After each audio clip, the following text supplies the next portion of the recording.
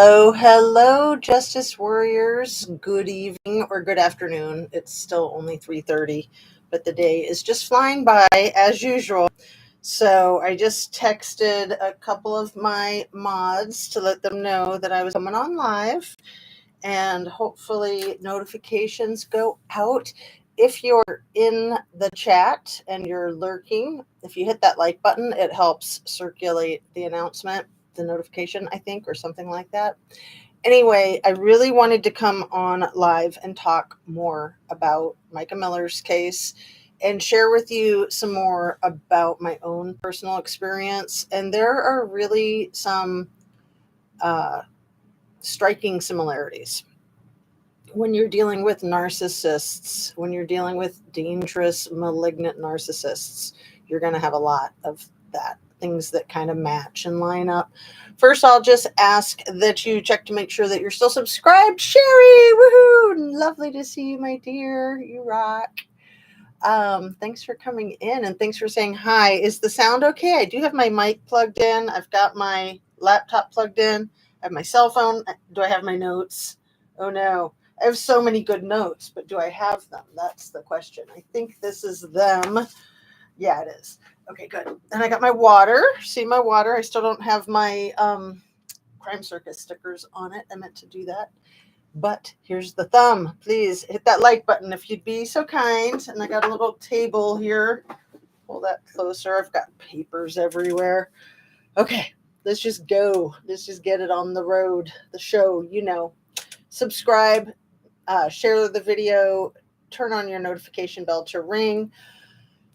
All the statements that I make, everything that comes out of my mouth is really simply just my opinion. It's all for the sake of hoping to start a conversation, hoping to learn something, hoping to help be educational for others as well. All the videos that I have ever made to date have been for the YouTube platform, which is for entertainment purposes, right? So here we are, Sherry, me and you. So many things that I want to say. One of the first things I want to say about my own life experience and how this relates to so many of these cases, like Micah's and like Kylie Rodney's and like the Watts case and like Amanda Knox and Meredith Kircher and so many of them, right? Suzanne Morphew, for instance, Gabby Petito. People, the thugs, the perps, and those protecting the perps, they don't realize how much information they're giving away without even realizing it. I was thinking about this last night and this morning. When my father made the carbon monoxide attempt on mine and my sister's lives when I was 11 and she was 14. And I've shared with you guys that story from different perspectives. Hey, Kathy Poof. Lovely to see you, my dear. So one of the things I just thought of, I think it was this morning, it might have been last night, is that when I was in the emergency room I was standing by my sister's bedside. She was on a gurney. She was poisoned much worse than I was. And my father was standing next to me, and the social worker and the law enforcement officer were there.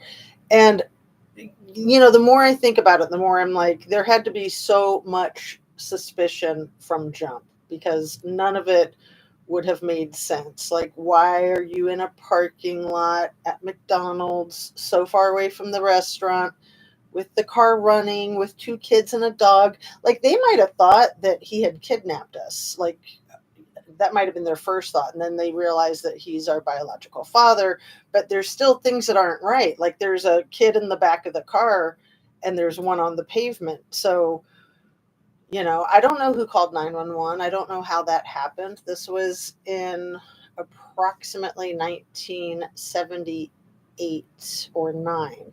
It was January. I think it was 1979. Anyway, when I've told you guys the part about when my father said that he'd never heard of carbon monoxide, that I was 11 and I literally had never heard of it until he said those words. So I'm standing there thinking, yeah, okay, sure, I've never heard of that either. And that's when the police officer and the social worker were just like done. Like they were ready to just like beat this guy to a pulp. Like they really had to contain themselves. Here, I'll show you this red over here if I can pull this.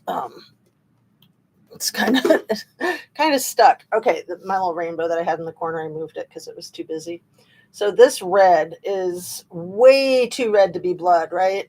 But that's about the shade of red that my sister's blood was. And they had it in a vial, and she still wasn't doing well. Like she barely survived. At this point, they thought that she was going to survive, but they were still like, you don't realize how lucky you are that she is not deceased. And I'm just like, where's all my cool stuff? Okay, because I took some things out, but it's all right. Distracting myself. So, the social worker like shook the vial of blood in front of my dad's face and said, "I've never seen blood this color on a person from a person that's alive. It's supposed to be kind of bluish, right? When the oxygen hits it." And so that's when he made that fatal mistake of saying, "I've never heard of carbon monoxide." So up until then, I'm sure they had a million other reasons to be suspicious of him. And this is what I thought of. And I try to apply this to every single one of these cases.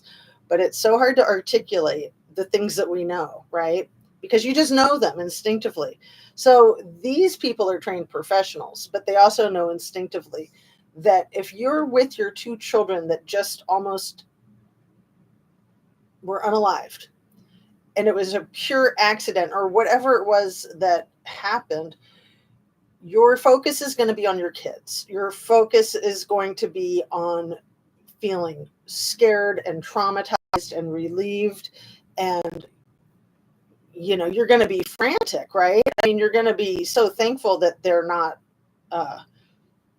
expired, but at the same time you're going to be trying to think like, well, how did that happen and what could I have done differently, and oh my goodness, what if they hadn't been saved, right? Your mind would be going a million miles an hour. So at this point they'd already been interacting with him for probably roughly an hour. I don't know, because I was passed out from the time that I opened the door and fell out of the car. So I remember opening the door. I don't remember falling out of the car because that's when I lost consciousness. And then I woke up on the pavement with the ambulance lights and a huge crowd of people. I want to say like 50 at least.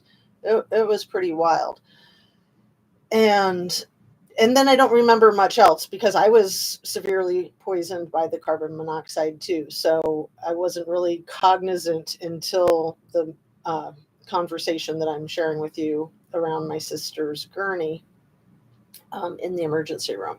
So when he's not being worried about the kids and not kissing this guy and saying, "Oh, thank the good Lord that they're still alive," his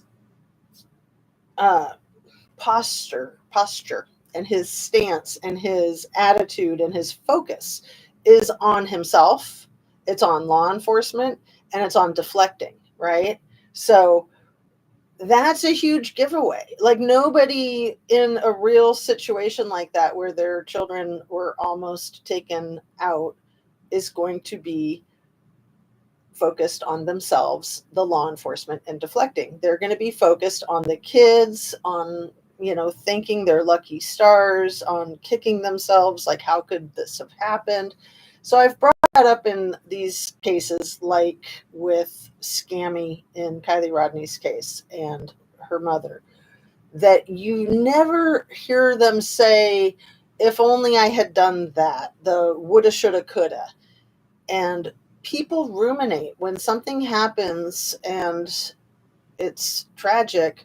People do a lot of the woulda, shoulda, coulda, and they're not focused on themselves. They're not focused on explaining things. But so we take the situation with JP, with Micah Miller's case, and This man has now put out 5 TikTok videos, about 2 minutes each, 1 minute. I don't know. I don't time them. They're just insane. But he does them methodically each night. He's been putting them out. So he put out another one last night, and of course everyone's been talking about it all over the interweb. Um, but these are the things that he focuses on. He focuses on the bruising of Mica that the parents are that her family is claiming, and how that's not possible because nobody else saw them, nobody else reported them, that there's no photographs of them. Well, why are there no photographs of her remains? That's suspicious right there. But my point is, like, why are you getting on TikTok talking about her having bruises or not? Has he ever come onto TikTok and just said, I'm a freaking hot mess, the love of my life passed away? Has he ever, like, really honestly said that he was sad or that he missed her? No, it's all about JP, and it's all about deflecting, and it's all about the mansplaining. So that right there tells you every single thing you need to know. He didn't give a damn about Micah. He never did. He never did. It's so sad to think about how young she was when she was first exposed to his evil talents. And let's just say she was 15, because I know there's a lot of speculation. Was she 14? Was she 15? Um, it seems as though she was about 15 and he was about 30. And he already had 5 children. He had his first kid when he was 16, you guys. If you do the math, that oldest kid, the Hardy guy, um, I have his name, but I don't want to go through my notes. He has a different last name, and he looks just like JP. And he was arrested twice in the last 8 months for domestic violence against his wife or significant other. And he's a real piece of work. But anyway, I'm getting all over the place. I need to reel it in. What was I saying? That yeah, he had the 5 kids. This kid that he met when she was 15 was 2 years older than his oldest son. That JP was a year older than her when he fathered this kid. Like, I don't know for a fact he was 16, but if you do the math with his age being 45, he was 44 when this first happened. So I was using that number. And then the kid is 28. That would make him 16 years old when he fathered that first kid. Um, and so he meets this kid that's essentially the same age as one of his kids, and he started grooming her when she was 15, according to her, and I believe her. And by the time she was 18, he was performing the marriage ceremony for her and the man that she married the first time around. But he'd already set it up so that Mica was basically homeless, right? He wedged he put a wedge between her and her parents. He got her places to stay within the church community, different people's homes. He had done this again recently, this earlier this year, when she came out of the psychiatric facility. She was couch surfing again. So at least twice in the poor woman's life, he essentially made her homeless when there was no good reason for her to be homeless. She had a home in both of those situations.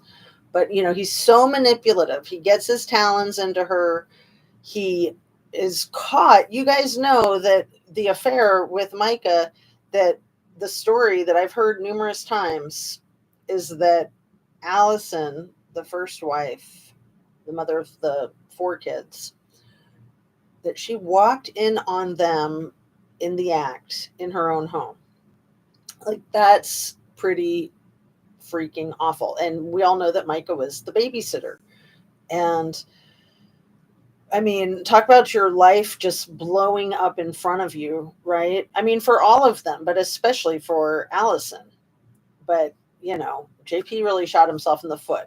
However, a few years later, he's marrying this babysitter of the family, right? And before he married her, he strong armed her into getting the breast implants. We all know about that.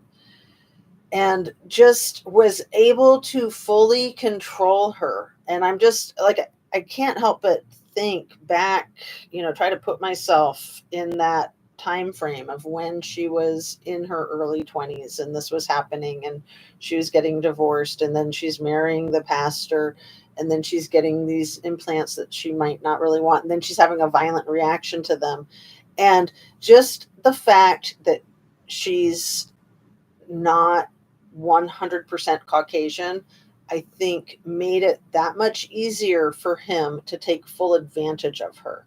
Because then he has her like in a cage, he has her captured. And then when she's trying to get away from him, like earlier this year, she's essentially like a slave going through an underground railroad, trying to figure out how to be secret and fly under his radar so that he can't find her, because just like the slaves, like she knows that if he finds her, that's life threatening. I mean, he's done horrible things to her. Some of the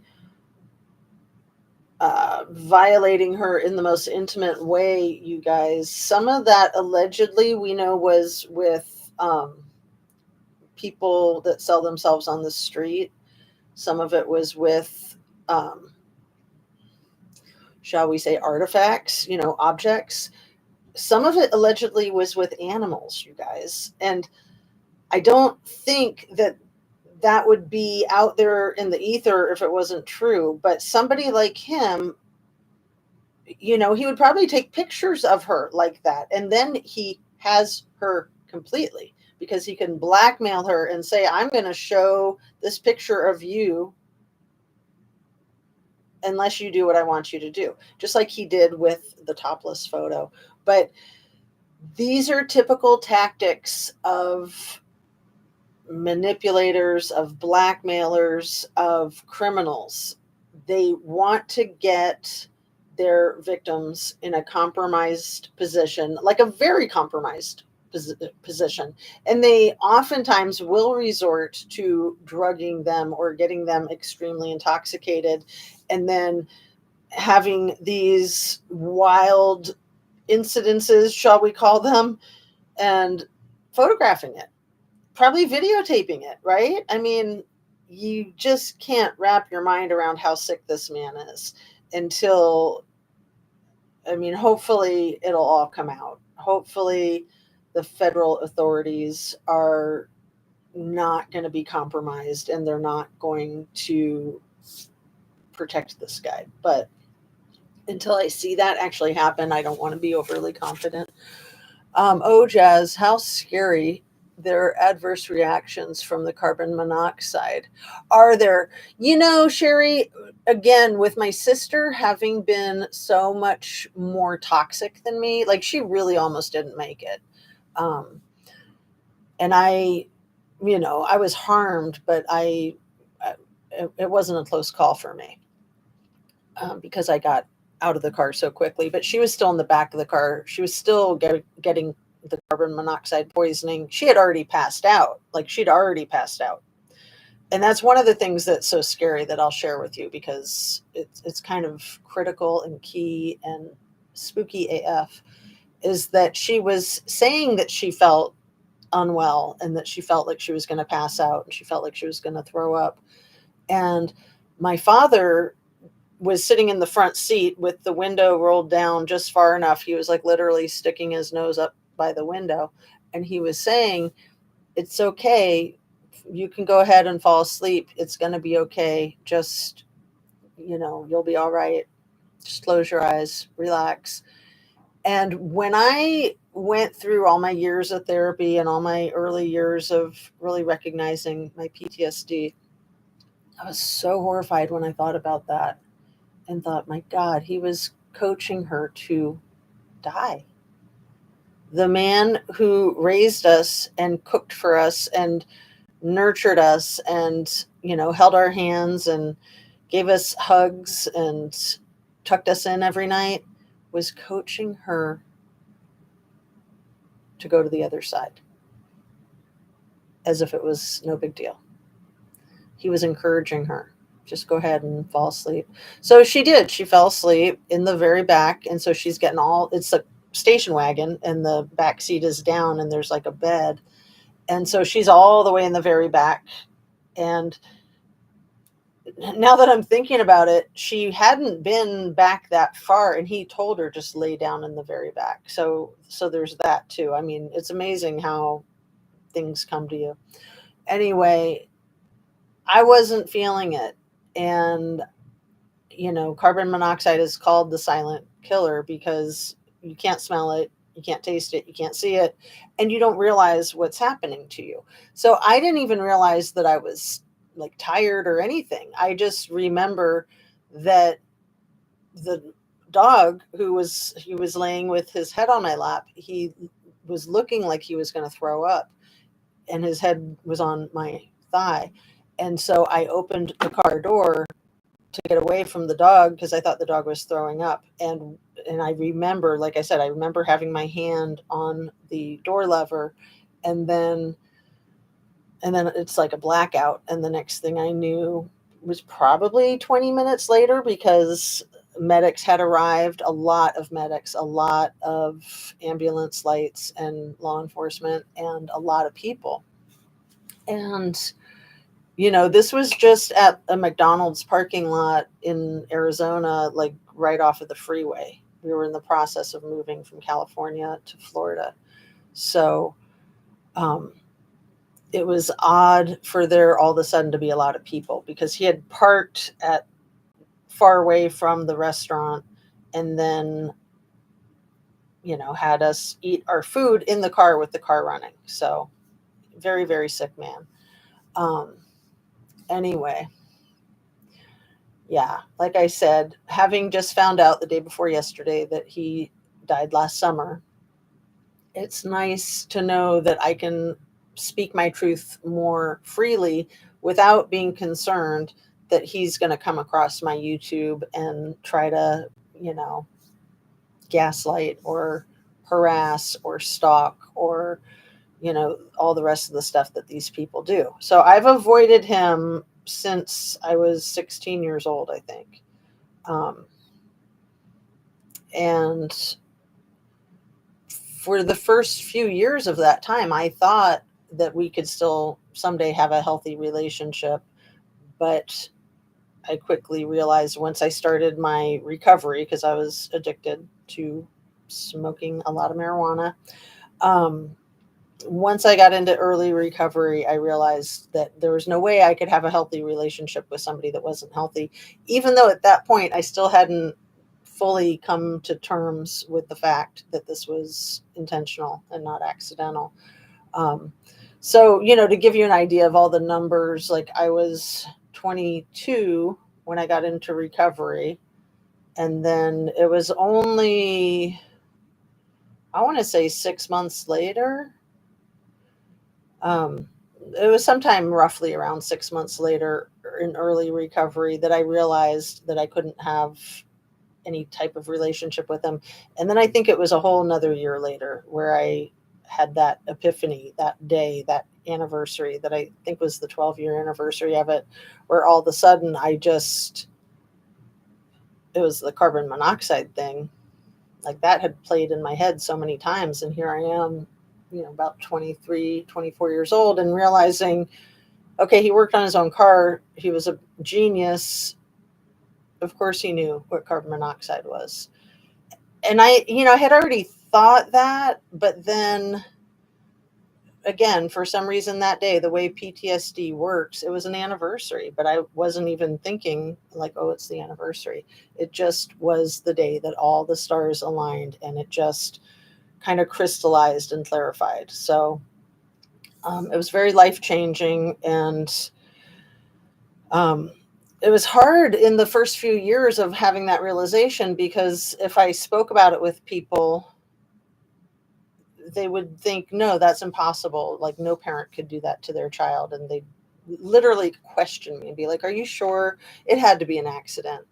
And, I just learned to not talk about it with people because I didn't need anyone to question me. I knew for sure. And nowadays, now that I'm a lot older, now that there's a lot more awareness about that kind of thing, it's not that way at all. Nobody ever has that question like, oh, are you sure you're not just thinking that he tried to do that on purpose and it was just an innocent mistake? It's like, no, obviously not. And obviously his whole demeanor, and not just there in the ER, but with us for the next couple of years that he continued to raise us, and especially over the course of the next few days, the next few weeks. I mean, shit was weird. Let me keep up with you guys. So sorry you experienced that nightmare. You're so nice to say that. And just Lister, um, that's an interesting handle because it's almost like just listen. Um, anyway, thanks for being here, you guys. So yeah, I really wanted to talk about some of these things that, you know, JP had Micah hospitalized. Was it 3 times? I was just listening to a really long JLR live, and it was great. It was very informative. Um, his mod Magnolia was on the phone with him, and she's been doing a lot of digging. And they were talking about the 5150 that JP had put uh, onto Micah this last February when he had her hospitalized at the psychiatric facility that Randall guy's daughter worked at. And then there's the fact, I started to talk about this yesterday, but I didn't make the full circle. There's the fact of that guy, Brian Wilson, the head of security for the Solid Rock Church, whose wife, I believe her first name might be Heather. I haven't had a chance to double check it. But his wife, Mrs. Wilson, we'll just say, or Lieutenant Wilson, is a lieutenant for the sheriff in that jurisdiction. So JP was able to get a 5150 flag onto Micah so that law enforcement knew that if they came into contact with her, to take her into a psychiatric hold, a 72-hour hold. So I used to do those 5150 evaluations, you guys. I did them in Washington State in the late 90s. And when I worked in the psychiatric hospital in California in the kind of the mid 90s, I worked directly with people when they were on the 5150s, when they were on the 72-hour holds. And pretty much every 72-hour hold would get kicked over to a 14-day hold for further evaluation and treatment, or at least a week. If there was a need for a 72-hour hold, there was almost always an extension on that. So the only time people were like, basically kicked loose after 72 hours was if they really didn't need to be there. And apparently Micah was released after 48 hours in this February. So she really didn't need to be there. But the thing I wanted to say about Washington State is that they had different laws there because in Washington State in the 70s, there were a lot of doctors' wives that were institutionalized long term at Western State Psychiatric Hospital, which was like south of Tacoma and north of Olympia. It's very famous, and it was hideous back then. And because of all these doctors that were having their wives institutionalized, the state developed a county designated mental health professional that would have to be consulted with and give the green light before anybody could have their civil rights stripped of them for danger to self or others due to a mental disorder. Because in most of our states, still to this day across the country, it only takes one doctor to say, yeah, they're crazy. Maybe two. Most states, it's probably two doctors But how easy is that for a doctor to get another doctor to concur with them, right? Too easy. So the abuse of that power and the direct impact that that was having on women that were married to physicians in the state of Washington was why Washington state changed their laws so that no doctor could ever make the decision to hospitalize somebody. It had to be a county designated mental health professional.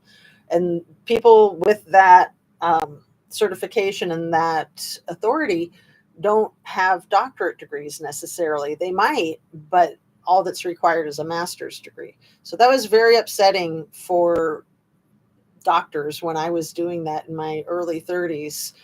Very upsetting for them to realize that they didn't have that authority, because a lot of physicians were like on, you know, doing a guest residency from out of state, and they didn't know that. Like, they thought if they wanted somebody stripped of their civil rights, that they could just snap their fingers and it would happen.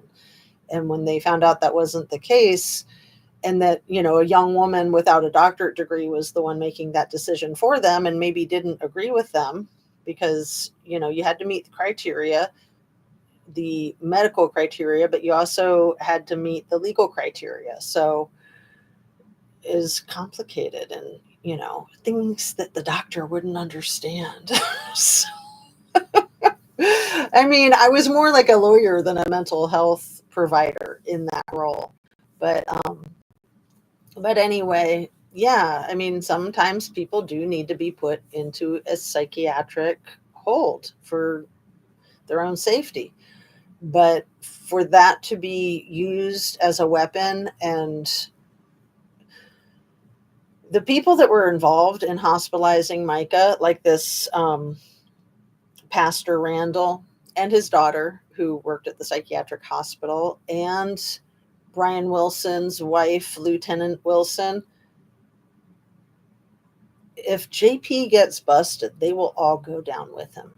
So they might be able to negotiate some plea deals by, spilling more information about JP, because there's probably so much more than any of us have a clue, right?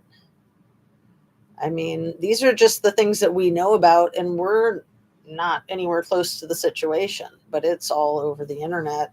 And the more JP tries to deny everything, the more guilty he makes himself look. But I also wanted to bring up Nicole Kessinger, because of, and Sammy Smith fits into this too, because of the way they all are such attention whores. And JP just loves the attention. He cannot keep his mouth shut and stay out of the limelight. And you remember in the Watts case how Nicole Kessinger would repeatedly ask the authorities, like, when the media blitz was going to happen to her, if they had any idea when she could expect that. And she was, to me, it was really obvious that she was excited about it. She was looking forward to it, but she was trying to frame it like, oh, I need to know to brace myself. When do you think that might happen? Like, she was really expecting it in the next day or two when she was talking to law enforcement, it seemed. And, they weren't sure. They don't know. They're not in charge of that. And not everything has a media blitz. And, obviously that media blitz that she was concerned about didn't really happen at that time. I think there's been some of that over the years because it's warranted. And there should have been a media blitz on her, but she would have loved it. She would have freaking loved it. She loves feeling important, just like JP and just like Scammy. But I want to talk about Scammy for a minute, because, I like to just kind of bring up Kylie Rodney's case every day, basically. And just off the top of my head, talk about some of the most striking things from the case, just to kind of get a fresh look at it, right? Because it's all, reviewing things that we've already talked about again and again. For the most part, sometimes we do come up with new stuff, but for the most part, it's just rehashing and getting a new perspective on things. I don't think any of us were not absolutely shocked when Scammy was talking to Tony, and just the fact that she was talking to Tony, that right there was shocking enough. Like, why are you talking to some YouTuber? Why aren't you just talking to the real news, talking to law enforcement, and keeping your freaking trap shut?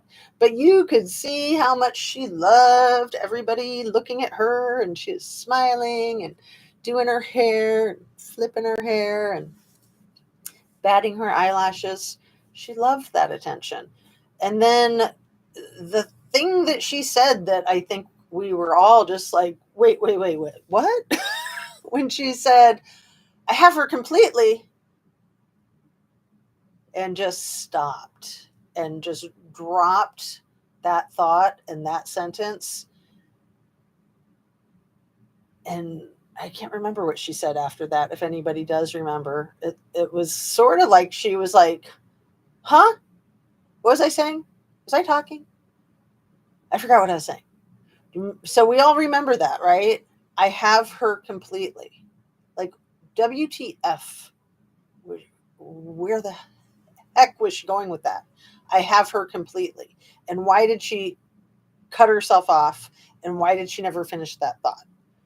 That to me is one of the most revealing pieces of the entire case. And then something else that she said like that just a few minutes later, I think, was when she talked about where she was located. And she used that word, that terminology. She said, no, that's not where she was located, right? You guys remember catching that? Like, that's a really weird verbiage to use in the context of what she was saying. You know, like they were just hanging out at a party and her car was parked here and she was over there, and Scammy says that's not where she was located. And she caught herself and she kind of, did a little backtracking, a little sidestepping. Um, but yeah, thank you for this sympathy, Kathy Plouffe. And I want you to know I'm not at all trying to extract sympathy. I am trying to extract wisdom and also just let you guys know, let anybody who's watching know that it's okay to talk about these things. For a long time, I was very ashamed to talk about my father trying to end my life because I thought that it made me seem like I wasn't valued, right? Because obviously I wasn't valued by him, but I was afraid that that would kind of label me or that would change the way other people perceived me. And then as I got older and more therapy, I got very clear that him doing that said absolutely nothing about me. It said something about him, right? That he's crazy and that he's dangerous and that he's a soulless asshat. I mean, to put it politely, right? I mean, he really was, which is so crazy because, like I said, he would cook for us and be so nurturing and kind and reassuring at times. But, he was nurturing, kind, and reassuring when he was trying to coach my sister to die.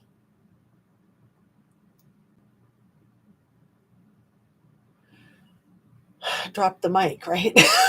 I mean, just to try to understand these people. So that's my goal here and why I'm talking about it is that, for those of us that have had close contact with people like Chris Watts, NK, Scammy, JP, we know these people. We know who they are, and we can see the forest through the trees if we have hindsight. But when you're in it, you just can't see it. You're in survival mode, and you can't afford to see everything for what it is. And you're busy. You're busy surviving day to day. You're busy trying to keep that person from getting upset, from aiming their anger at you, because they're going to aim their anger at somebody. and you just want to like duck and hide and let them, road rage or whatever, take it out on, the person on the other end of the phone or something, because that's how those people are.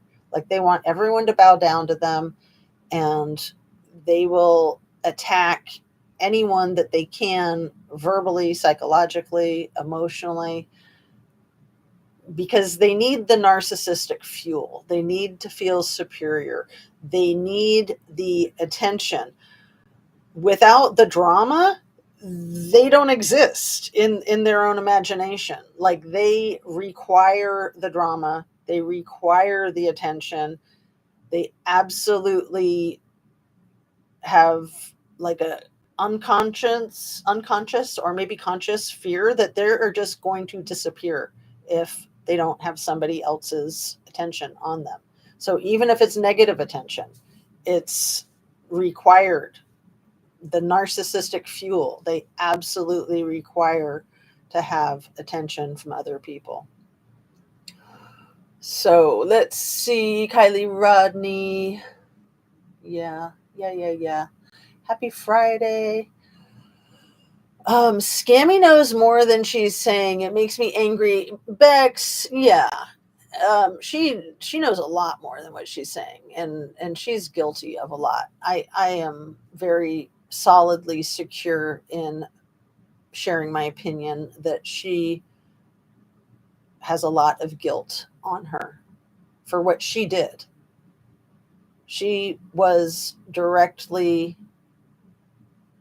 she has her completely, I mean, not funny, right? Not funny at all. But yeah, Scammy needs to be not protected by her mommy and her daddy and all these other people. But I was watching a movie this morning about some bank robberies in Seattle back in the 90s. This guy, Hollywood was his name, was the most successful bank robber in the Pacific Northwest of all times. He was from Olympia, Washington, where my husband and I had met. He went to Evergreen State College, where my husband and I had met. And he lived in a massive treehouse out in the woods near where I had a cabin at one point. And he was robbing banks. And this television movie was on Netflix. I'll have to remember the name of it and put it in the description. It was great. But the reason that I'm bringing it up is for a lot of reasons. It was phenomenal. I mean, there were two people in the movie that I knew. Like one of them I knew, I had already known that she knew him. The other guy, I didn't realize that he knew him. And I knew this other guy pretty well. I actually lived on his property at one point in time and rented a room from him in his beautiful treehouse type of mansion. He was actually a retired rock star, and it was such a beautiful house. And he was so crazy, and I moved out pretty quickly. So, but then to see that he was actually friends with the bank robber dude. So why did I bring it up? The whole point is like totally escaping. I'm sorry. I'm just all relaxed, and it's like a weekend even though it's Friday. There were so many crazy important points that I was thinking of while watching that movie that I wanted to share with you guys on my next live. And what was it? Was it about the attention? I mean, the whole thing was just so wild. Absolutely wild. Let me read some of your comments. Maybe it'll come back. Scammy will get hers one day. She knew. Yeah. Hi, Jazz and everybody. I'm so sorry you went through this, Jazz. Hey, Anna Bees. This explains why you are so caring. It explains a lot about me.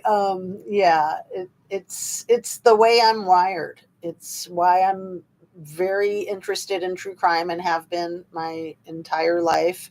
Literally, even when I was 5, I was already watching Adam 12 when I was 5 years old. That was my favorite TV show, even over I Dream of Jeannie. But even back then, as a 5-year-old, there were definitely signs that my father was completely insane, even though I didn't know anything about anything, right? I mean, you just know things instinctively, and you just got to trust yourself. Man, I wish I could remember what it was that I wanted to say about this Hollywood bank robber dude. He was just such a greedy person. Like, if only he had quit when he was ahead, but it wasn't about the money. I mean, because he would give his money away. It was about the mental illness and the narcissism. So that's what it was that I wanted. That was like the train of thought that I was on. It was something about the narcissistic fuel. And yeah, maybe just like the wanting people's approval, needing people's approval. And then, when you're living such a lie, you are not going to be able to get anybody's approval because you can't be honest with anyone. So even I know what it was. I know what it was. Even his partners in crime, because there were a few people that he worked with. He pretty much worked alone. But the thing, I totally have it back now. Thank goodness. Phew. Ha. I hate it when that happens. Let me say it before I forget again. Reno. He would take his freaking bank heist cash to Reno to launder it, you guys. So what they said in the movie is that he would make a bet on like two teams in two different betting locations. So he would bet the same amount of money on each one. So the one he knew he was going to lose, and the other one he knew he was going to win. And it was basically a wash. And it didn't really matter if he lost a few bucks on each bet because the whole purpose was just to launder the money. So then he could say, this is where the money came from. It came from the win, right? That's what my thought was. And learning that about him just this morning, and then thinking, how many other people take their money to Reno to launder it? And we all know how close Reno is to Truckee, and the hot August nights at Reno, and, having the news follow them, Jaeger, Maestro, and Kate, taking the news on a wild goose chase to Reno. But was it a wild goose chase, or did Reno really have a lot more to do with this whole story than we know? So, did you guys hear that Kate Middleton is allegedly going to be making a public appearance tomorrow in a carriage? I'm looking forward to seeing how that goes. There's already people saying it's going to be like a hologram or a body double or whatever. Um, I'm going to guess that she's not going to come out of the carriage. We'll see her behind some glass, and that she's not going to speak because if it is, say, a look-alike, they might not sound alike. And her kids aren't going to be there because, I mean, my goodness, what's going on with her kids? What's going on with William and Kate? Oh, it's so crazy. It's so crazy. So the other thing that's so crazy, going back to Micah, going back to JP, going back to that pastor from the uh, Saint Delight Church, Pastor Randall, that tricked Micah into meeting up with him at the Walmart so that him and her estranged husband could ambush her and basically imprison her. Oh, that guy. So they conspired, you guys. Like, that was a huge conspiracy. JP and the other pastor and whoever else they had involved, whether that was Lieutenant Wilson, whether that was the head of security from the church, Brian Wilson, whether that was Pastor Randall's daughter in the psychiatric facility. If it was even just the two of them, just JP and Pastor Randall, that's called a conspiracy. If you are planning something with somebody else, that's a conspiracy. So they conspired against Micah. And why would anybody do that to hurt her? Sure, if she had a mental illness and she needed that type of treatment, then that type of conspiring would be to it would be called an intervention, not really a conspiracy, even though, somebody might still call it that. But I'm just bringing that up because people throw that word around like it's some kind of crazy thing that involves aliens and delusions. People conspire all the time. All it takes to meet the definition of conspiring is two people talking about something, planning it before it happens. And that's something usually being a crime, right? So, but thank you for your nice comment there, Anna Bees, about being so caring, because I do feel like I care a lot about other people. And, some of that is good, and some of that can be like an Achilles heel, like a codependency, because I was raised by the narcissistic father who, he installed the buttons to design me to be very um, codependent towards him. Like I was totally a little daddy's girl. And until I was like 22, 23, I really thought that someday I could become so super healthy emotionally that I could compensate for his lack of mental well being.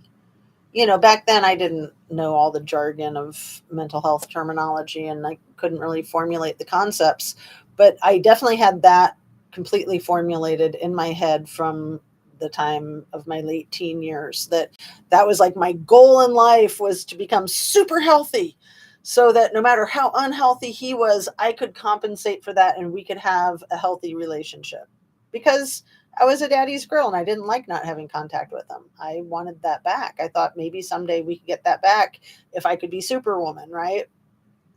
Wrong, wrong. So then when I was in graduate school in my late 20s, in graduate school in a good psych program, they're going to basically request or require that you examine exactly why it is that you're there, not just why you think you're there. Because I would have said, oh, I'm just here to help people, and I'm just here because I love art and I love therapy and I want to learn art therapy.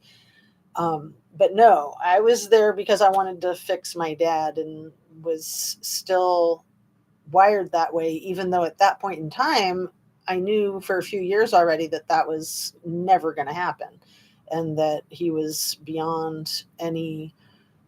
There was a lot more stuff that he did, you guys, like not to me, but to other people. Um, like I said, he was banned from the state of Colorado. That's not for no reason. um, I'm pretty sure he took someone out in a road rage incident on the freeway in Los Angeles when I was I about 7? So that would have been about 1974. Los Angeles freeway. Like, again, like I can be really dark sometimes, and like, my joke would be like he invented road rage. But no, my sister and I were there in the car when this happened on the interstate, and they pulled over. The guy was behind us. He got out of the car. He went and interacted with the guy. Like, we turned around and saw him interacting with the guy, but we didn't want to look. We just kept looking straight ahead. And then when my dad came back to the car, it's the only time in my life I've seen anybody in that state. He was shaking, and he was like bright red, and at the same time white as a sheet, and he was sweating profusely like I'd never seen anybody sweat. And he said, I think I killed him.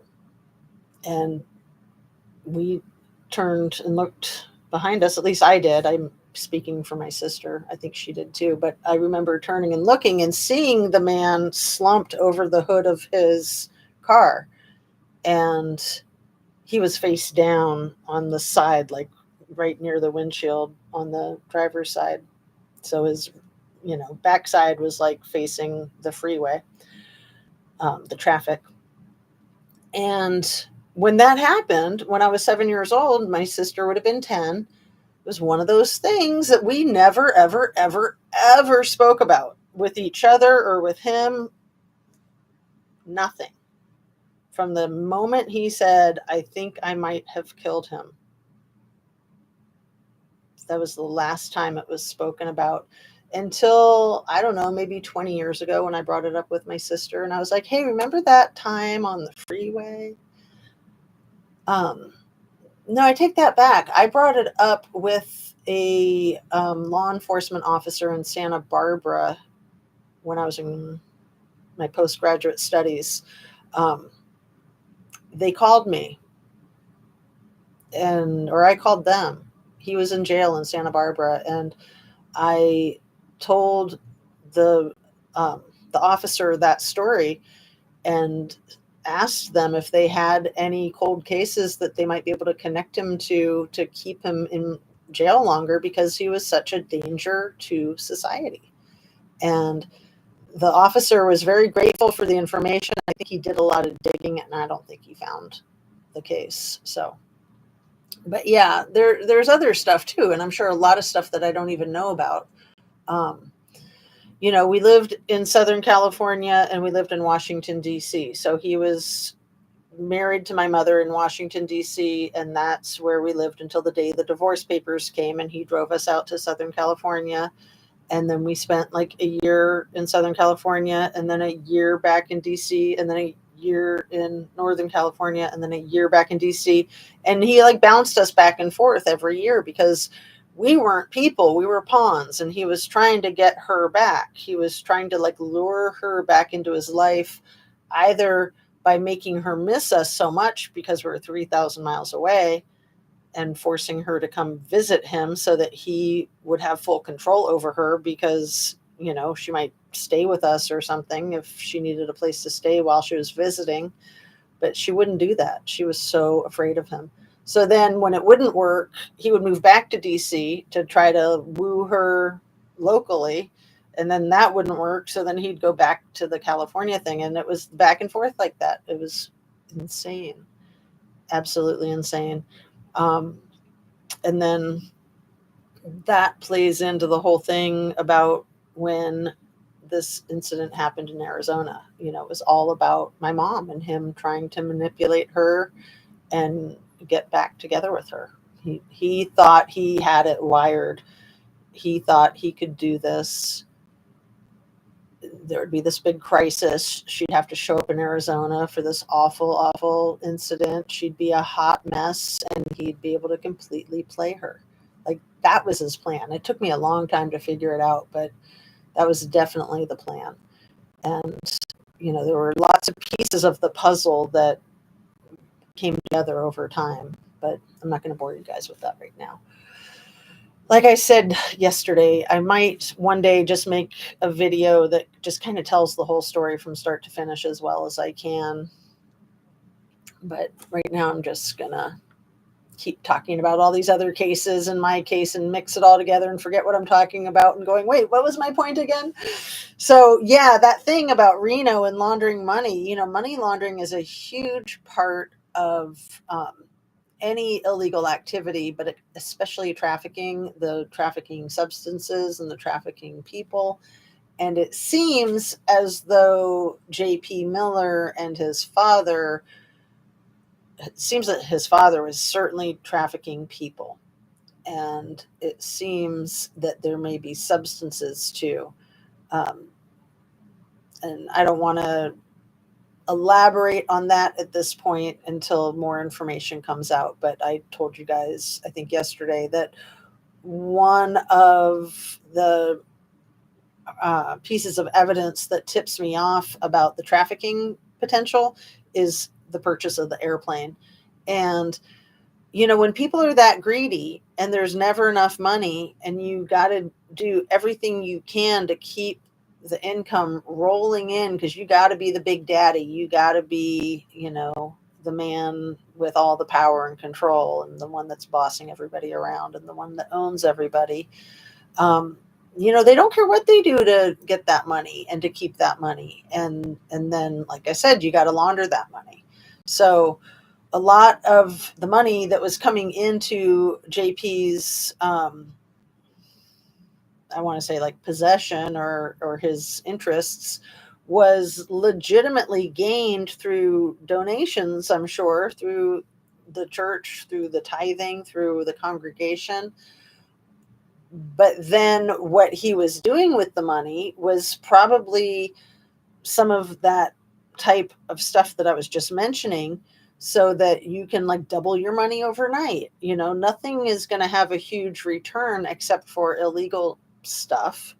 And then you need to put the money back where you borrowed it from before anybody discovers that you borrowed it without permission. I mean, that's the kind of thing that happens in city governments. That's the kind of thing that people get busted for because there's the paper trail. So, and then the documenting. So you have to cook your books, right? I mean, we've all heard that phrase, you got to cook the books. So you need to have an accountant, you need to have an attorney, and those are the people that uh, usually can perform those tricks successfully until they get caught. So it's always been my guess that that's what JP and his attorney are under investigation for. But we'll find out. We'll find out eventually. Um, and let's see. Um, Guilty and needs to be charged. That will be a great day, Bex. Yes. Hope they can show actual proof it's really her in the carriage. I hope so too. I hope she'll come out of the carriage and she'll speak and her kids will be there and we can all go, oh, phew, she's doing pretty well considering, right? Whatever chemo or radiation. I think they said she's doing chemo, but I think that the type of preventative measures that they discussed her taking are usually radiation, not chemo. But I mean, who knows? Cancer, like everything else in life, every single case is a little unique in one way or another. But then there were those rumors I mentioned a couple days ago about her being seen in Houston, where they do have like the best cancer treatment in the world. But no, if she was seen in Houston, that's going to be all over the freaking news. It's going to be everywhere.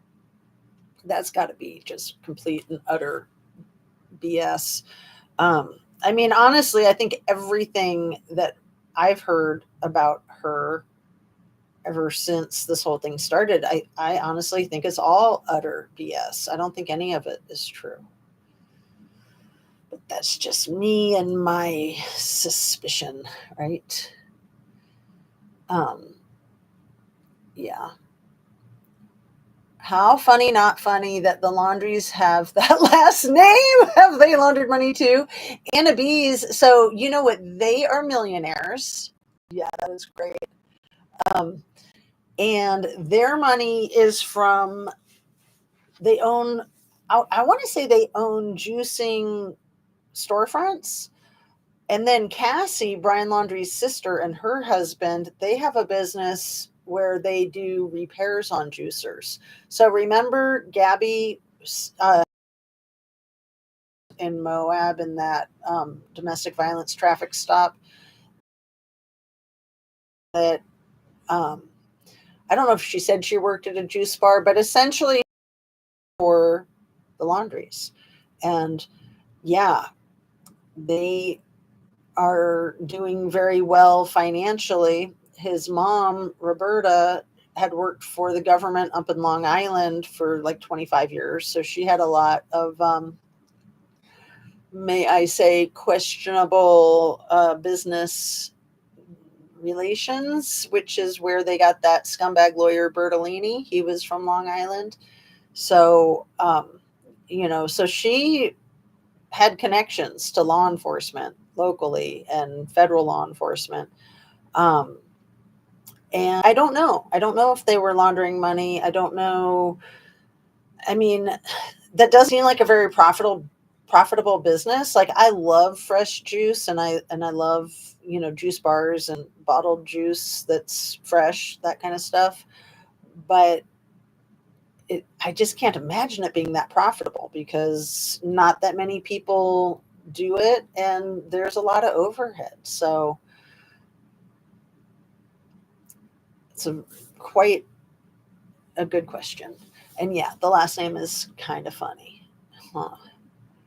Um, and yeah, I mean, Brian had nothing going on in his life. Like he had no ambitions, he had no goals. I mean, that was his problem. It seems that he was just aimless and, kind of had the spoiled brat syndrome. Never really had to work. I think he did work in a grocery store, like in a Publix locally. I think his parents eventually gave them a condominium to live in so that they weren't underfoot. Um, but yeah, he had no plan. So Gabby was the one with the plan that wanted to travel and wanted to do this blogging thing. For crying out loud, Brian Laundrie didn't know how to operate a computer. Like, I feel like I'm pretty bad with my technological skill level. And, I'm a lot older than him, so I can use that as an excuse. People that age, no technology. But that day that they got in that fight at the Moonflower, when Gabby was working on her website, her blog, and he wanted to go for a hike, and he was really mad because she had spent like 5 or 8 hours, and I think she had like 2 paragraphs written or maybe 2 pages. And it was like he just didn't understand how painstaking that kind of stuff is when you're editing and re-editing and, maybe deleting things accidentally or who knows. But I was so shocked to find out that he didn't know how to use a computer. Have you guys heard that?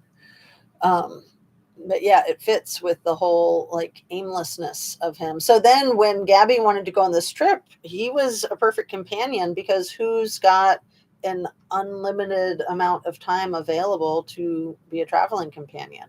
And she certainly would be smart enough to not want to go alone because that just wouldn't be safe. I mean, some people do, and hopefully they can keep themselves safe. Um, Let's see. Some will think it's not her, even if it really is. No one trusts them.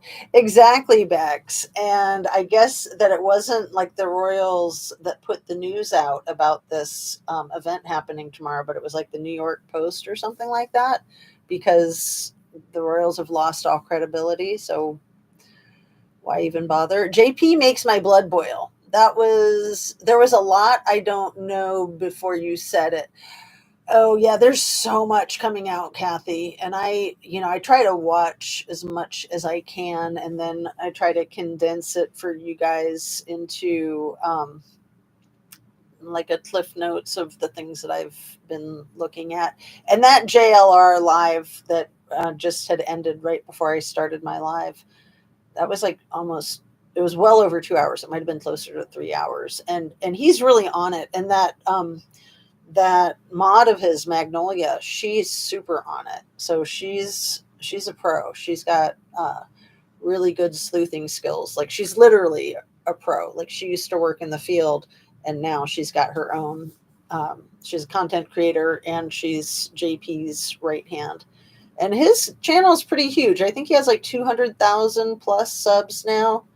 And he's had to fight hard for that. He's an ex-con himself. He's very upfront about that. He's made bad choices, but he is fighting the fight for people like Mica. He really cares, and he is just relentless. I mean, bless him, but yeah, he needs to take care of himself too. So I'll send him my yoga video.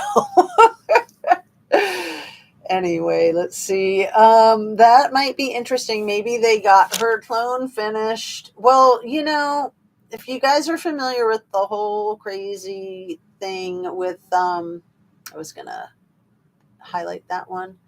The whole crazy thing with Paul McCartney, and the car accident that he did or didn't die in back in like 1966 when they were recording Abbey Road, and the big fight that he may or may not have gotten in with John Lennon at 4 a.m, and then he went out and wrecked his car. He didn't notice that the light had changed. A crowd of people stood and stared. They all had to look, having read the book.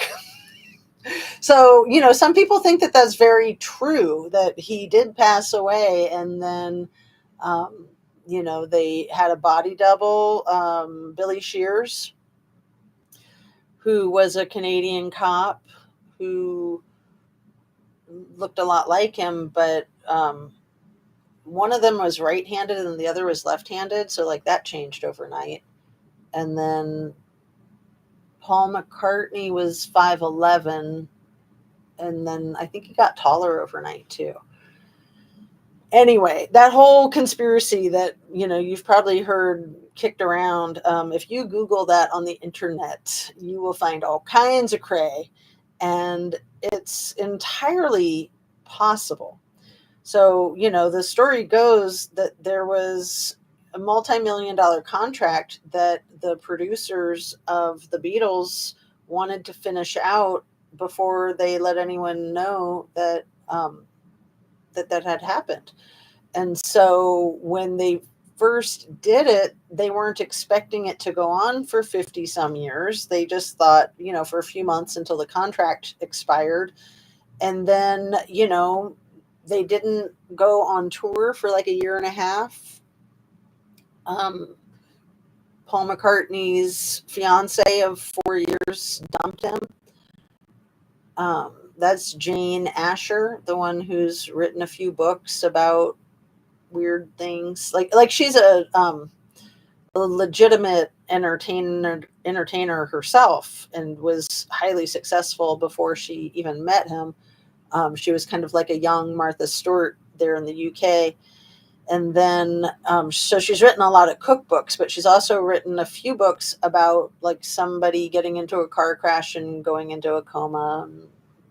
Some interesting storylines that she happened to pick. And then, if you remember his ex-wife, Heather Mills, the one that had like a prosthetic leg or something, and she divorced him because she said that he was a fraud, and that was a bunch of crazy. And she's kind of come out and said it almost, maybe. And then I don't know.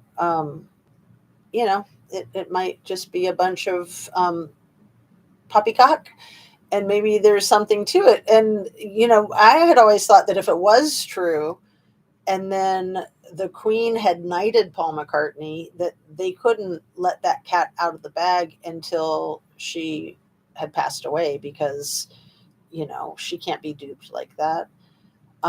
There's children that believe that they're his, that he won't get like DNA testing to prove that they are or are not his. There's a lot of interesting information out there.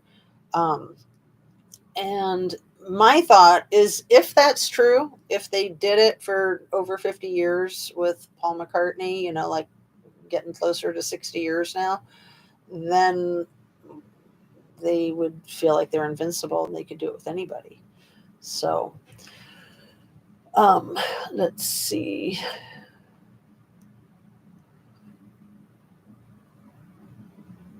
And that might be interesting. Maybe they got her clone finished. Gabby was so out of league. It's funny, Anna. I thought you were going to say Gabby was so out of his league. When it's like, wait a second, what? Gabby was so out of. Um, yeah, she was so far out of his league. Absolutely. 100%. I was like reading it all wrong. Like I said, my brain is like in weekend mode because it's Friday. What time is it? It's 4:45. And we've been on for just about an hour and 15. So yeah, maybe we'll wrap it up shortly here. I'll look over my notes. Gabby Petito, rest in peace, sweet angel. Yeah, and her um, justice needs to happen for his parents. Is that Billy forever? Is that Billy, darling? Oh, I miss you, my dear. Hi, Billy. Hi, Billy. Hey, Jazz. Hey, Anna. Hey, chat. Bexy. Yes, that's what I meant. She was out of his league. I like to say that same thing about Chris Watts, and Shanann was so far out of Chris's league. And then he's trying to dump her for NK. okay. But a lot of times, and like even with JP, like you could say that Micah was kind of in a league all of her own. I mean, if she had never met him, she very well could have been like, I don't know, winning beauty pageants like Miss America. Not that that's like the end all, but you know what I mean. She had a lot of talent and a lot of natural beauty and a lot of intelligence.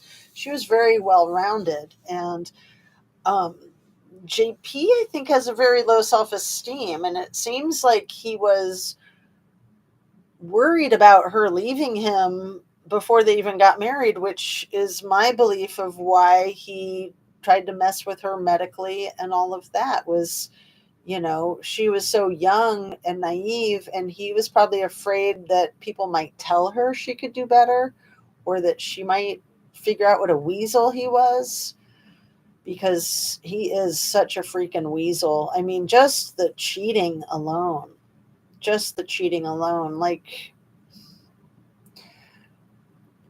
trying to be not compassionate because I don't think he deserves it, but just trying to be logical that, yeah, if he got his girlfriend knocked up when he was 16 and he became a father at 16, it could make sense why he's having extensive midlife crises in his adult years, trying to sow his wild oats.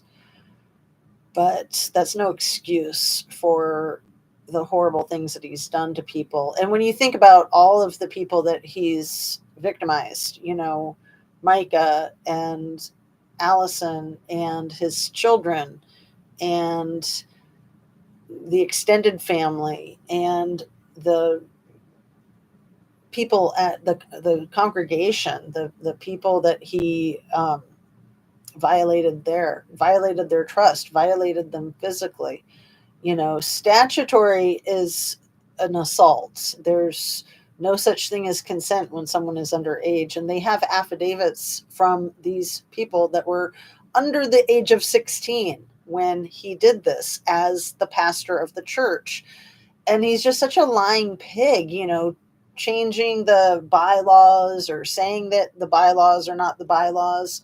I've known people like that beyond my father, in professional settings that, change the rules retroactively and just lie and falsify legal documentation.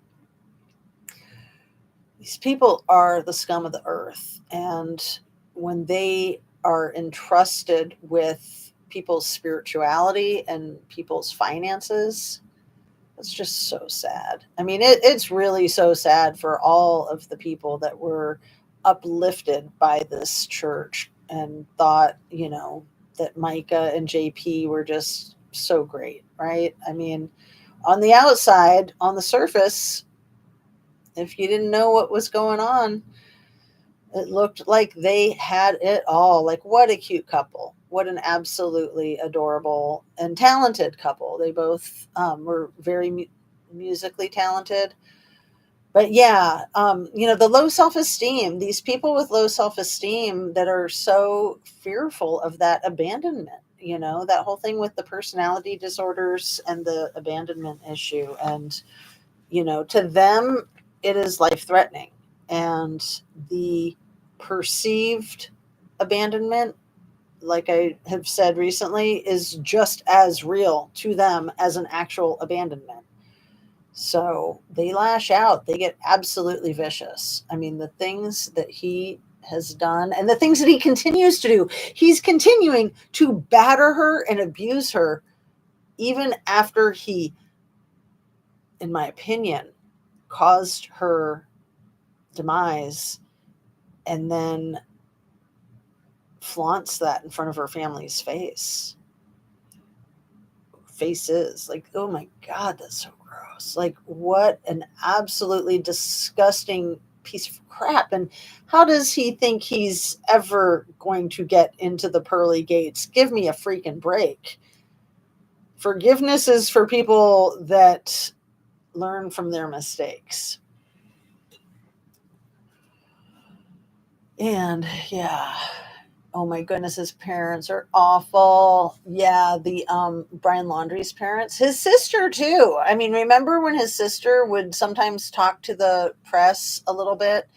And that was nice of her to talk to them, but it was really just because she was trying to get them off of her back. Um, she seems pretty sleazy too. I mean, she took her kids with Brian and the parents to that infamous camping trip up there in St. Pete's right after he got back with Gabby's vehicle and no Gabby. And she's the one who said that her kids thought of Gabby like family and that they loved her so much. So, what's she telling her kids? The ripple effect of these nightmares and what they do to people. And, I mean, Cassie's kids are probably going to be serious psych cases. I hate to say it, but it's the truth. I hope they've had a lot of therapy. Um, yeah, these people are just awful. The ripple effect is just crazy. It is so nice to see you, Billy, darling. So lovely. And yeah, I mean, we don't get to do our Shan Squirrels on Fire lives the way we used to. And Ara's been busy. And, Mark, he does a lot of good work, but then he doesn't leave it up. So if you don't catch it live, it's hard to catch it before he takes it down. Um, and then Divine Justice, aka Mrs. G. The Honey Badger has a new channel, and I'm not sure what the name is. I think her handle is In Your Presence when we see her sometimes in our chats. Um, and yeah, then you got the other great channels that continue to cover Kylie, like BoobTube TV, um, Larissa Slaughter. Imprint did a really good short the other day. I'm trying to remember what it was. It was just like a day or two ago, and I was like, "Damn, that's good, girl. That's smart." Um, and yeah, prophetic forensics and illuminated mind and Sagali. A lot of those channels got monkey wrenched by MC Ultra or whoever was reporting them and creating havoc, and why? If Kylie Rodney got into a car accident and expired, why do people care if we talk about her and question other possibilities? If we're just like lost in left field, why would they come after us to try to shut us up? Why wouldn't they just go, oh, isn't that pathetic? They're lost in left field. I mean, seriously, you got to think about it. I mean, oh, yes, yes, yes, yes. Shanann and Micah out of both of those losers leagues. Yes. It's not all men, it's always men. The internet. It's not all men. It's always men. It's an interesting way to put it, Billy. Let me highlight that one. I was going to highlight Anna B's. I'll do that one next. That's a very interesting way to put it. It's not all men. It's always men.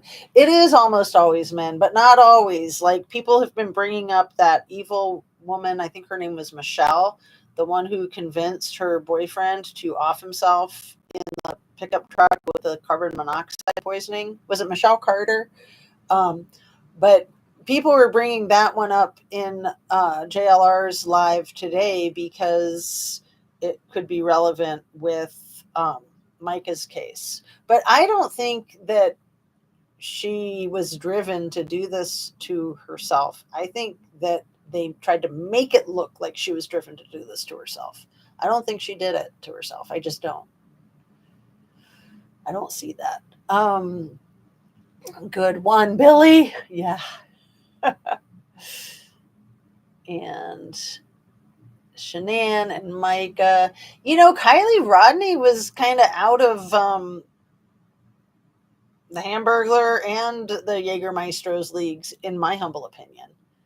I mean, I'll just say it. They're fugly. I mean, not that looks matter, but Kylie was way out of everybody's league. And again, that fear of rejection, or that perceived rejection, because she had broken it off with Jägermeister. She had allegedly struck up a thing with Hamburglar and then broke it off with him, but then maybe was hanging out with him that night, which is maybe why the whole thing is just squashed from the ground up. And the connections that both of their dads have. I mean, it's not just the H family. The Westfalls go back a few generations with the H family. You guys, at least the granddads, at least Jägermeister's granddad and the H family. But then, like, they both own vineyards, and then um, little H, his parents are divorced, are they? But his mom has like a growth facility operation, and then there's the whole growth facility operation with um, Lindsay Rodney Neiman's husband, Tony. And then there's all the growth operations with the law enforcement in the area. And then there's the whole thing with the legalization and the whole thing with that green triangle, which is what that area had been called for decades before any of this stuff happened. And people have always disappeared there. Yuck.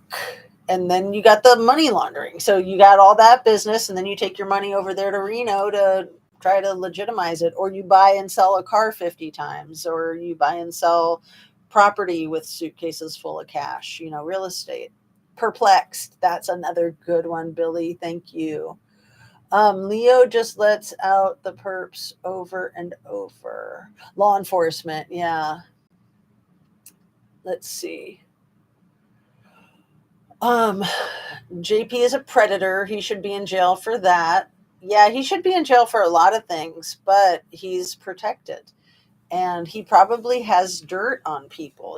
He's probably done some shady business deals with some officials and, offered to use their money to double it and triple it overnight and then launder it for them and then give it back to them. And, so then he could blackmail them with that. So that's what would make him untouchable, right?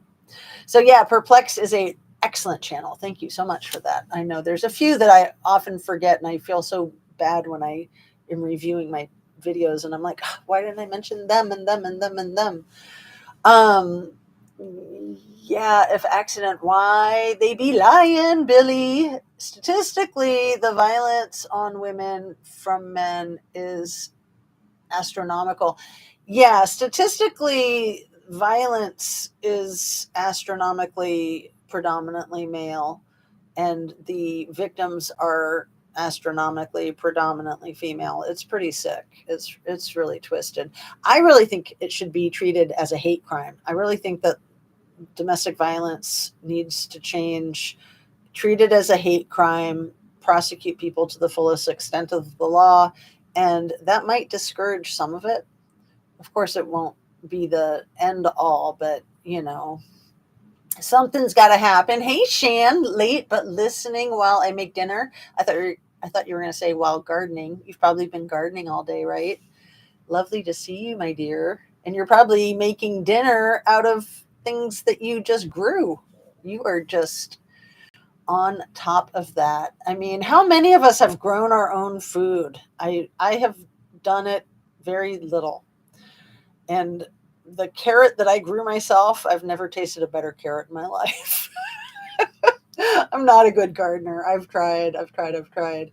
But I do enjoy garden fresh food, which, you can find that fairly easily in the area that I live in Ohio.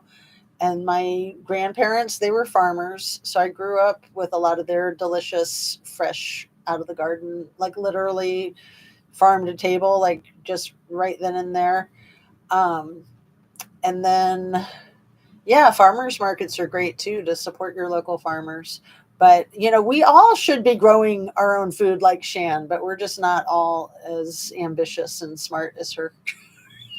It takes a lot. It takes a lot of time, a lot of money, a lot of know-how. I mean, that's the thing is it's not free. Your food's not free just because you grew it.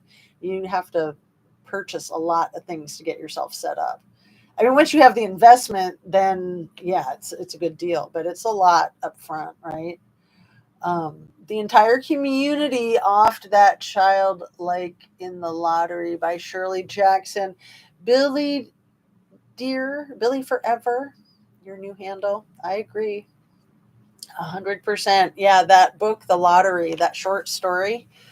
And I think there's a lot to that because I think that they kind of ritualistically sacrifice somebody every so often because they have to. You got to appease, uh, I want to say the gods, but that's not appeasing the gods. That's appeasing the other polar opposite.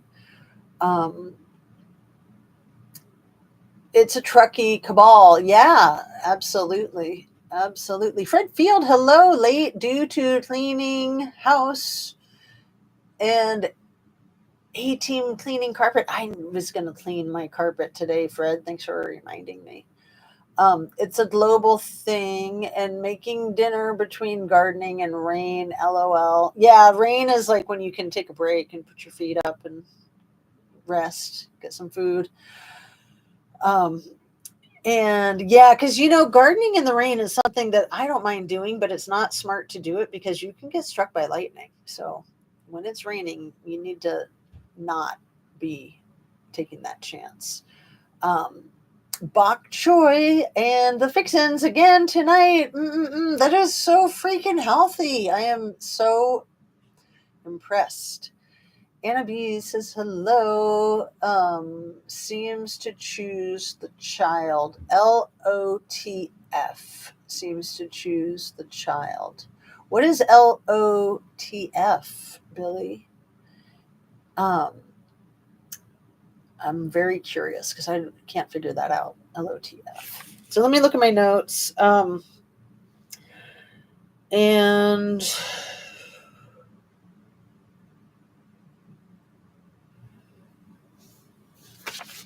I think I've gotten most of it covered. Lord of the Flies, thank you. Thank you, Billy, darling. Yes, I should have known that, but yeah, it's hard to think sometimes. It's hard to have a brain sometimes, right? Um, so, do I have a whole nother page of notes that I haven't even looked at yet? I do. Um, let's see.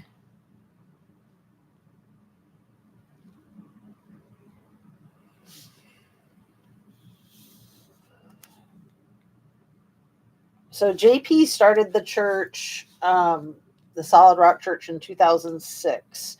Micah joined the church in '09. And then Jeremy is the name of her first husband, who is doing a really good job of laying low, so we don't need to talk about him. And then there's an affiliate of the dads of Wayne Miller's who passed away 2 weeks before Micah. You guys have heard of this, right? Um, there's two guys around that age whose names and faces keep showing up in the case, and I'm figuring that one of those is probably JP's father's affiliate who happened to pass away 2 weeks before Micah. Um, so I'm curious what JP is referring to when he talks about the one bad decision that he made in Colombia. That I figured it out. It would have been October of 2022. So he refers to that a few times, that one bad decision that I made in Colombia and now this. So I'm thinking it was probably something with, um, you know, affection for hire kind of thing, or maybe an infidelity type of thing. Maybe they were on vacation. Maybe they were on a mission. Anyway, if anyone knows. Um, JP has used this phrase that I'm pretty sure is reminding me of Barry Morphew. I'll do whatever it takes. I'll do whatever it takes. Right? Didn't they both use that one? Um, okay, so this is really disgusting, you guys. JP, you've probably heard this already.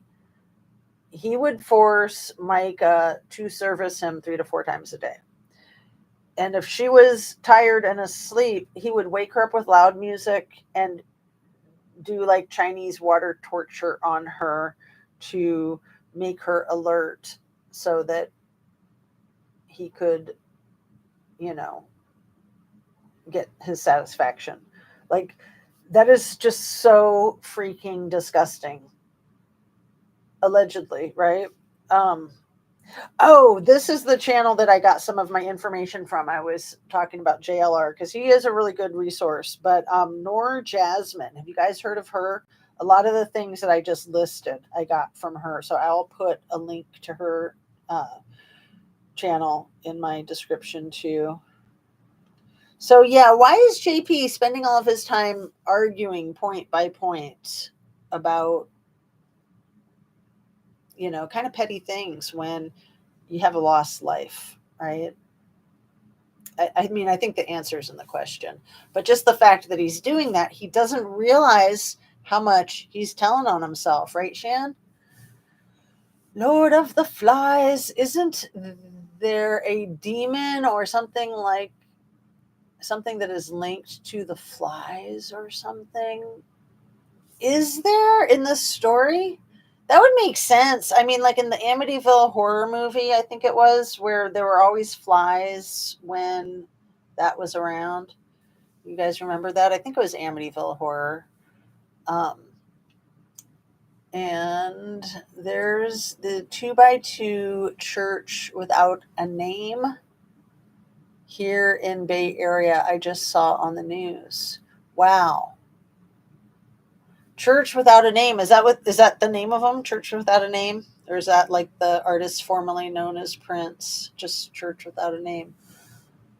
Um, they all SA kids in the 2x2. Yeah, it's very terrifying. I mean, these people, the whole thing with like the adrenochrome and, getting into all that crazy. Oh, like, why do people feel like they have to violate other people to be what they want to be? Like, there's just nothing lower than that. There's absolutely nothing lower than that. Um, did when I was growing up with mom and dad. Sherry, I'm not sure what you mean.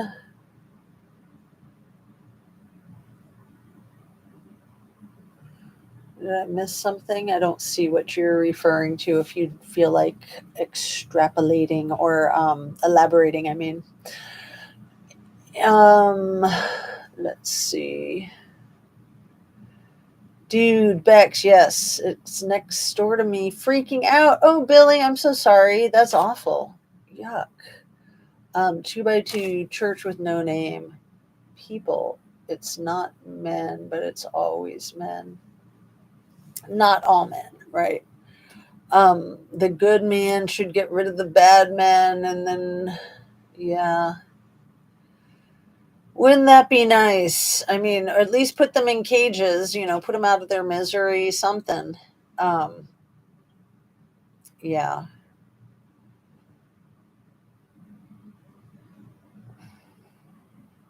Right next door to you, Billy. I'm so sorry. So yeah, Sherry, I'm so curious if you want to share.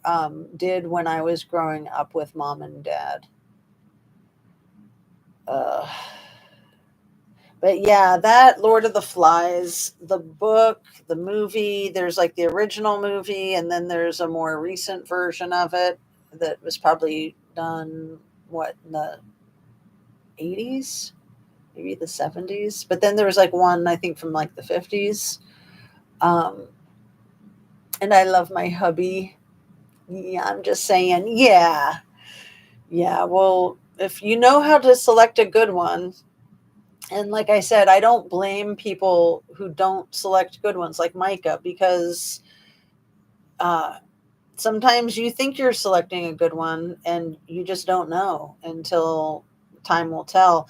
And especially when you're young, and especially when somebody has authority over you and is in a position of power over you, and when they're your boss, when they're paying you, like, that's just so wrong on so many levels. And Micah seemed like she had a very high level of intelligence, and I can only imagine how devastated her first husband was when it didn't work out for them because of her infidelity with JP. And it's just so sad. I mean, he's probably so devastated at this point in time with all of this, and he probably has a lot to say. He would probably love to say it, but he just wants to lay low, which is probably the best thing for people to do. I'm glad that her family keeps speaking out because, JP won't shut up. And that's why narcissists like that won't shut up, because they want to commandeer the narrative and control the narrative. So, it's very hard to argue all their points. And when you do, because they're so crazy, then you sound crazy because you're bringing up all these stupid things that they brought up. And yeah, nobody has time for that. People are busy living their own lives and, trying to just take care of themselves and take care of their bills and their day to day. And then you got somebody like JP who's doing everything he can to punish anybody that he feels like betrays his loyalty. Apologies, I didn't mean to take over chat. I'll lurk. Oh, Billy, you're fine. You're absolutely fine, baby. No problemo. And yeah, I was going to wrap up. It is, oh my goodness, we're coming up on getting close to 2 hours. So thanks so much for being here with me, everybody. And I hope you have a really good weekend. What else? Make sure you drink your water, eat your protein, eat those fruits, and especially your vegetables. And if you can get to Shan's place, I'm sure she'll share. Um, Try to get some exercise and rest and relax, and just being kind to yourself, being kind to others, and fighting for justice, fighting for what's right, fighting for peace.